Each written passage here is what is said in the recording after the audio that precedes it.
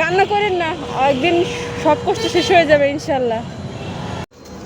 চোখটা লেগে আমার সমস্যা এগুলো আমার এই যে আমি ওই যে মুরগি আছে না, হ্যাঁ, ওই মুরগির কাম থেকে আমার ঘর বার আমার নিজের পেট আমি এই চোখে আমি চিকিৎসা করতে পারি না। আর আমার রিপোর্ট সব বাদ, আর এই টাকা লাগা বাদ হয়ে আছে। কী করবো, আপনি কিছু খাইবেন?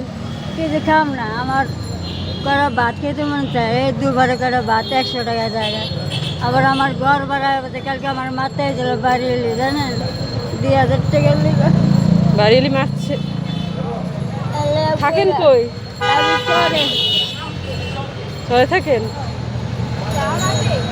থাক, কাঁদেন না, কাঁদেন না, একদিন দুঃখ থাকবেন। আপনি কাজ করেন?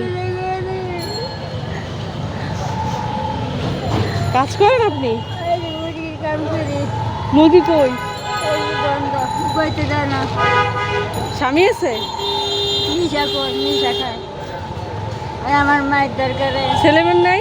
না, আমার এক ছেলে মারা গেছে। মারা গেছে? বাড়ি হলে টাকা দিতে পারেন না, তাই মারধর করতে আসছে? এর লেগে আমি বাসায় যাই না। থাকেন কই?